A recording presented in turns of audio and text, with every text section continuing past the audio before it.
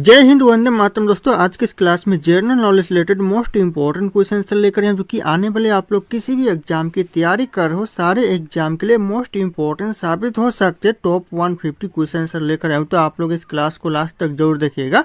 इस क्लास का पहला क्वेश्चन आ रहा है, रैयतवाड़ी व्यवस्था कब लागू की गई थी। दोस्तों, कई बार यह क्वेश्चन एग्जाम में रिपीट हुआ है।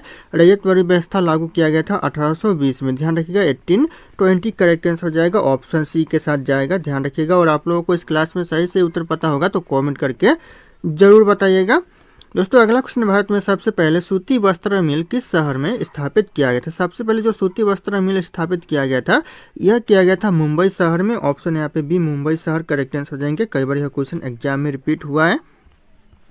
अगला क्वेश्चन है, अंग्रेजी शासन का प्रभाव किस क्षेत्र में अधिक पड़ा था। यह क्वेश्चन इंपॉर्टेंट है, कई बार एग्जाम में रिपीट हुआ और रिपीट होते रहते हैं।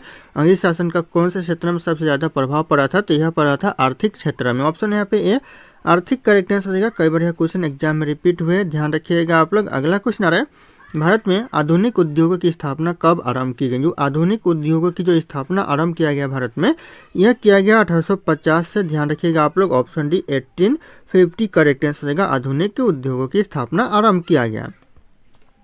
अगला क्वेश्चन, भारत और इंग्लैंड के आर्थिक हित प्रत्येक क्षेत्र में टकराते हैं, यह कथन किसका है। जो दोस्तों ध्यान रखिएगा, जो क्वेश्चन है, भारत और इंग्लैंड के जो आर्थिक हित है प्रत्येक क्षेत्र में टकराते हैं, यह कथन किसका है, तो यह कथन है जवाहरलाल नेहरू का। ऑप्शन यहाँ पे सी हो जाएगा, जवाहरलाल नेहरू। ध्यान रखिएगा, यह कथन है, तो इंपॉर्टेंट हो सकता है एग्जाम के लिए। अगला क्वेश्चन है, ब्रिटिश ईस्ट इंडिया कंपनी ने कब चाय के व्यापारिक अधिकार को खो दिया। जो ब्रिटिश ईस्ट इंडिया कंपनी है, यह अपने चाय के व्यापारिक अधिकार को कब खो दिया, ये हो जाएगा 1833 के चार्टर एक्ट के द्वारा दोस्तों खो दिया। तो ऑप्शन यहाँ पे सी हो जाएगा, 1833 के चार्टर एक्ट के द्वारा। क्वेश्चन इंपॉर्टेंट हो सकता है।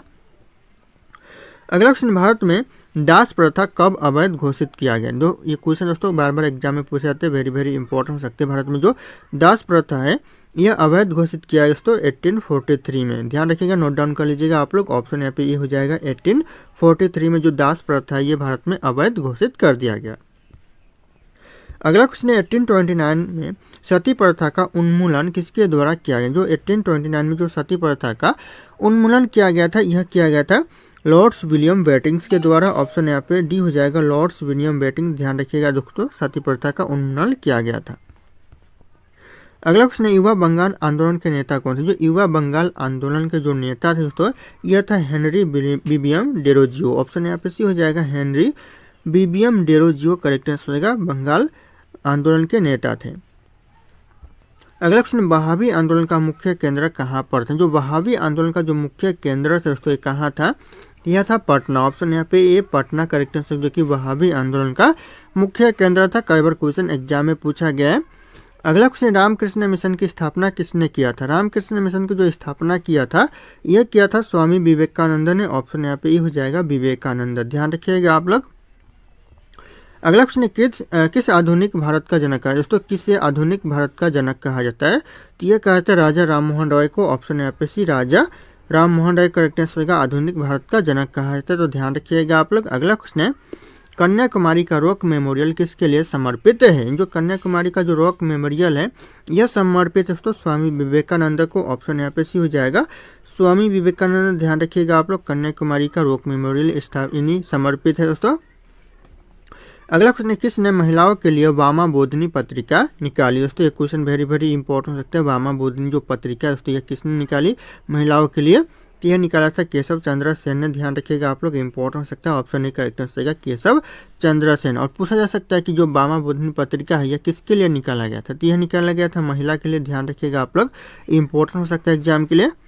अगला क्वेश्चन आ रहा है, राजा राम मोहन राय द्वारा ब्रह्म समाज की स्थापना कब की गई। जो राजा राम मोहन राय के द्वारा तो ब्रह्म समाज की स्थापना किया गया 1828 में। कई बार यह क्वेश्चन एग्जाम में पूछा गया है, वेरी वेरी इंपॉर्टेंट हो सकता है। ऑप्शन यहाँ पे सी हो जाएगा, 1828।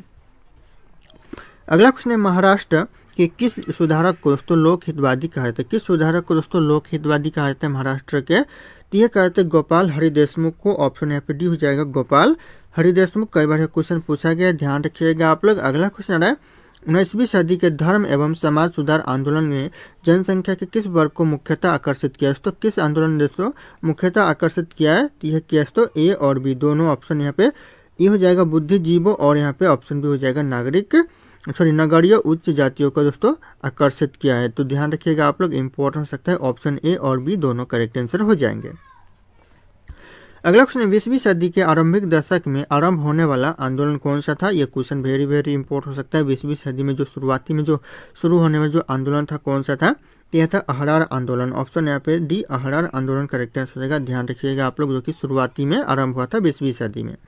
अगला क्वेश्चन है फराजी विद्रोह के नेता कौन थे। जो फराजी विद्रोह के नेता थे दोस्तों ये कौन थे, यह थे दादू मियाँ। ऑप्शन यहाँ पे भी दादू मियाँ करेक्ट आंसर होगा। वेरी वेरी इंपॉर्टेंट के कैटेगरी में यह क्वेश्चन आ सकता है, ध्यान रखिएगा। और अब आप लोग हमारे चैनल पर नए होंगे तो चैनल को सब्सक्राइब करके बेल आइकन को प्रेस कर लीजिएगा और इस वीडियो को एक लाइक करना ना भूलिएगा। दोस्तों अगला क्वेश्चन है वेदों की ओर लौटो का नारा किसने दिया था। वेदों की ओर लौटो यह नारा किसका था दोस्तों, किसने दिया था, यह दिया था दयानंद सरस्वती ने। ऑप्शन यहाँ पे भी हो जाएगा दयानंद सरस्वती। यह क्वेश्चन एग्जाम में रिपीट होते रहते हैं। अगला क्वेश्चन है अहमदिया या फिर कादियानी आंदोलन 1889 से 1890 के बीच में हुआ था। यह किसने आरंभ किया था, किसने दोस्तों आरंभ किया था, यह किया था मिर्जा गुलाम अहमद ने। ऑप्शन यहाँ पे ये हो जाएगा मिर्जा गुलाम अहमद करेक्ट आंसर है, जो कि अहमदिया या फिर कादियानी आंदोलन दोनों एक ही दोस्तों अलग अलग नाम से जाने जाते हैं। अगला क्वेश्चन है रामकृष्ण मिशन का मुख्यालय कहाँ पर स्थित है। जो रामकृष्ण मिशन का जो मुख्यालय है ये कहाँ पर है, यह बेलूर में है। ऑप्शन यहाँ पे ए बेलूर करेक्ट आंसर होगा। रामकृष्ण मिशन का मुख्यालय स्थित है। अगला क्वेश्चन है 1863 में कोलकाता में मोहम्मडन एसोसिएशन की स्थापना किसने की। जो मोहम्मडन जो एसोसिएशन की स्थापना किया था कोलकाता में 1863 में, किसने किया था, यह किया था अब्दुल लतीफ़ ने। ऑप्शन यहाँ पे हो जाएगा अब्दुल लतीफ़। जो ध्यान रखिएगा आप लोग, यह क्वेश्चन मोस्ट इंपॉर्टेंट हो सकता है। अगला क्वेश्चन है अलीगढ़ आंदोलन किसके द्वारा शुरू किया गया था। Question very very important. जो अलीगढ़ आंदोलन है यह शुरू किया गया था सैयद अहमद खान के द्वारा। ऑप्शन यहाँ पे डी हो जाएगा सैयद अहमद खान, जो कि अलीगढ़ आंदोलन की शुरुआत करता है।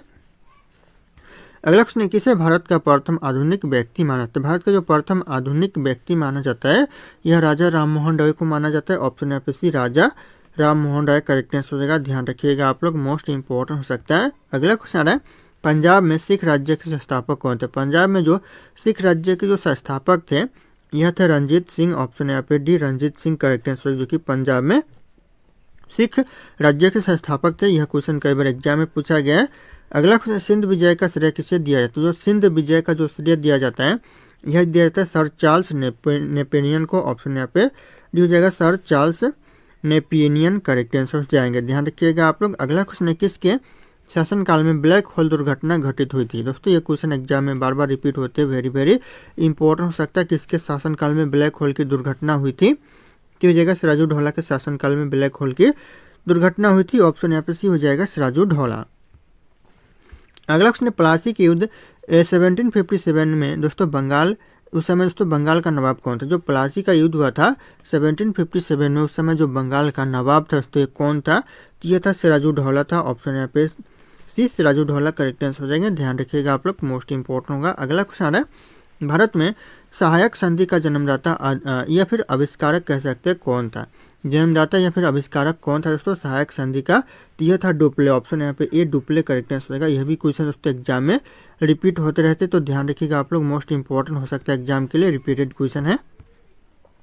अगला क्वेश्चन है पंजाब के राजा रंजीत सिंह की राजधानी कहाँ थी। पंजाब के जो राजा थे रंजीत सिंह, इसकी जो राजधानी दोस्तों ये कहाँ पर थी, यह थी लाहौर में। ऑप्शन यहाँ पे भी लाहौर करेक्ट आंसर होगा। पंजाब के जो राजा रंजीत सिंह की राजधानी थी, ध्यान रखिएगा आप लोग। अगला क्वेश्चन है गोद प्रथा पर प्रतिबंध लगाने वाला गवर्नर जनरल कौन था। गोद प्रथा पर जो प्रतिबंध लगाया था कौन लगाया था, यह लगाया था लॉर्ड डलहौजी ने। ऑप्शन यहाँ पे भी लॉर्ड डलहौजी करेक्ट आंसर होगा। ये भी क्वेश्चन एग्जाम में रिपीट होते रहते हैं बार बार, तो ध्यान रखिएगा आप लोग, वेरी वेरी इंपॉर्टेंट हो सकता है।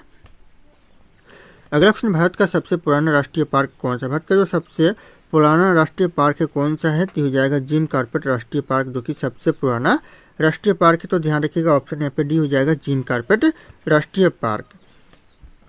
अगला क्वेश्चन है सुल्तानपुर बर्ड अभयारण्य स्थित है कहाँ दोस्तों। सुल्तानपुर बर्ड अभयारण्य स्थित है, तो यह स्थित दोस्तों ध्यान रखिएगा आप लोग गुड़गांव में है। ऑप्शन यहाँ पे सी गुड़गांव करेक्ट आंसर हो जाएगा, कई बार एग्जाम में पूछा गया है।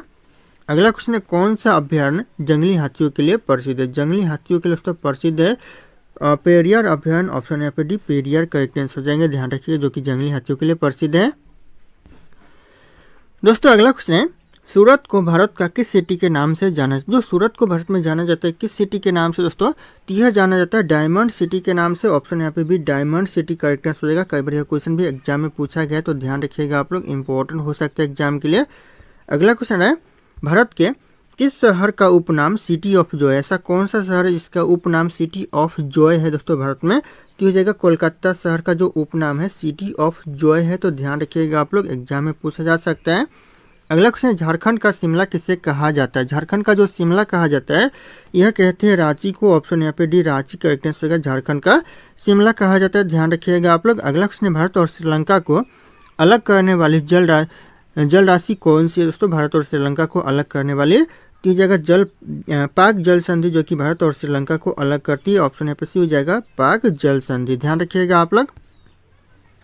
अगला क्वेश्चन है, कोकण तट कहाँ से कहाँ तक विस्तृत, जो कोकण तट है दोस्तों ये कहाँ से कहाँ तक फैला हुआ है, तो यह दोस्तों दमन से लेकर गोवा से लेकर दमन तक फैला हुआ है।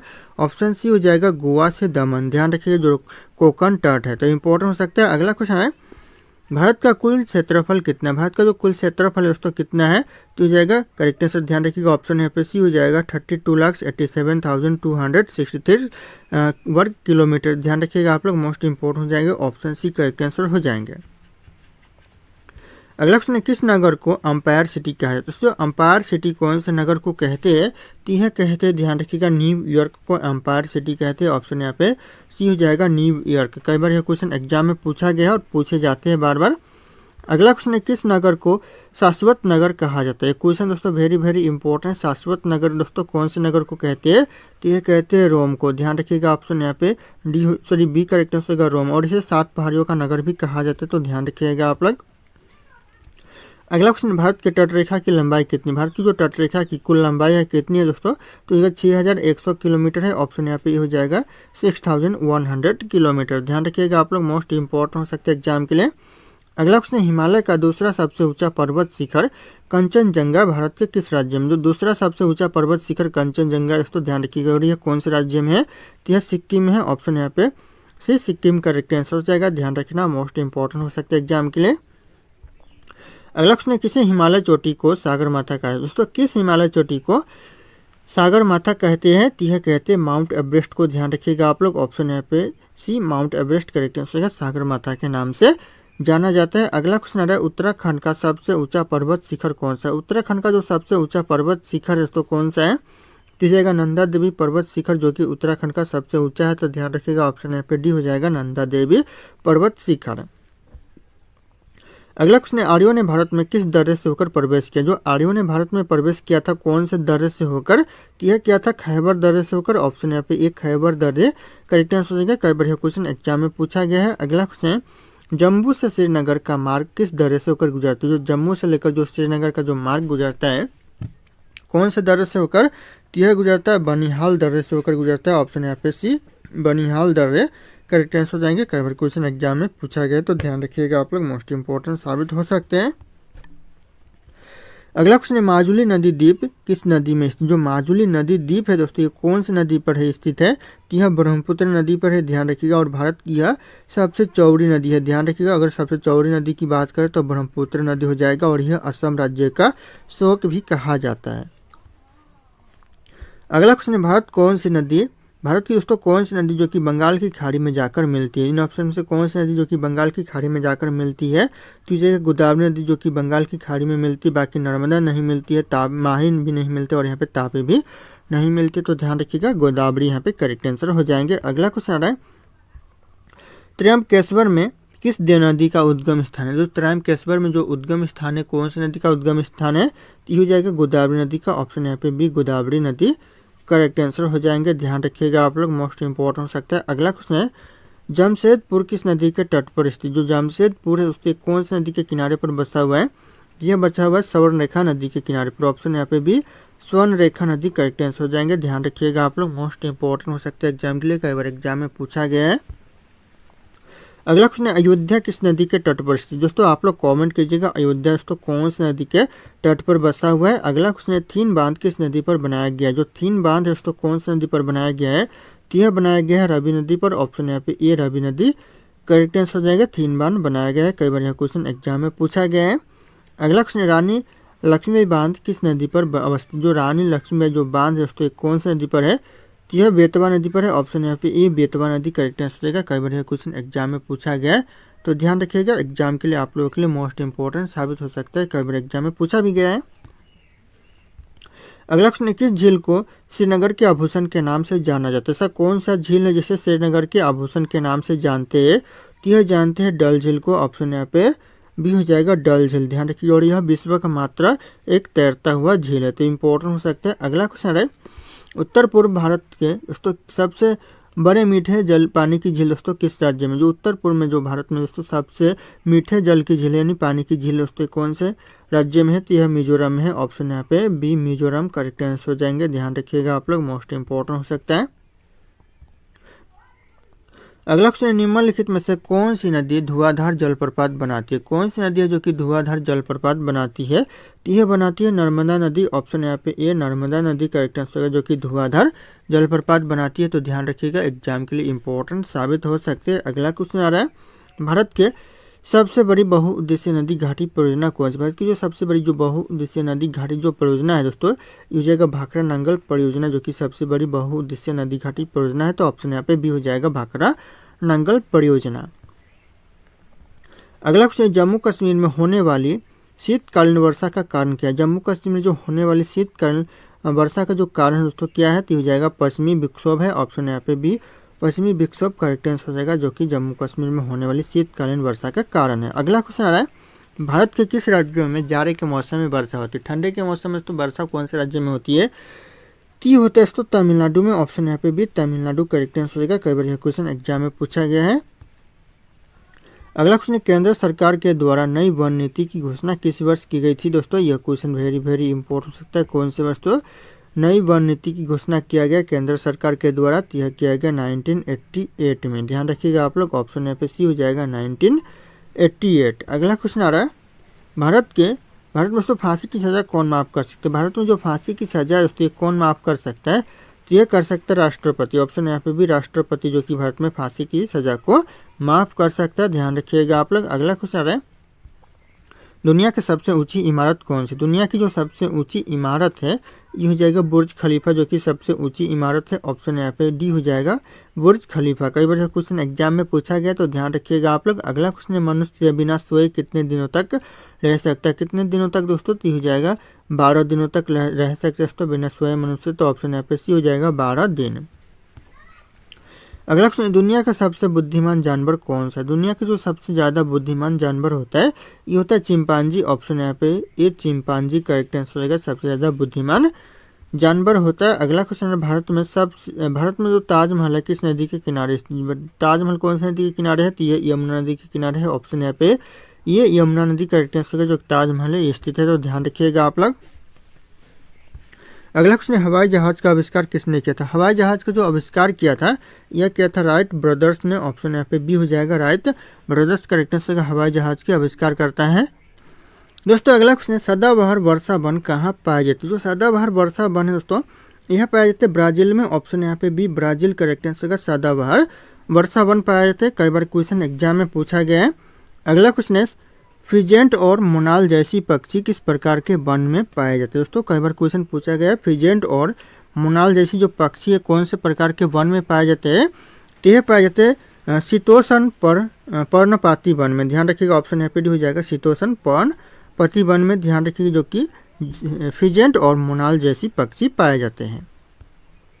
अगला क्वेश्चन, सिनकोना के वृक्ष किस वन में पाए जाते? जो सिनकोना के वृक्ष पाए जाते हैं पाए जाते विषुवतीय वन में। ऑप्शन यहाँ पे ए विषुवतीय वन करेक्ट आंसर का, ध्यान रखिएगा, कई बार यह क्वेश्चन एग्जाम में पूछा गया है।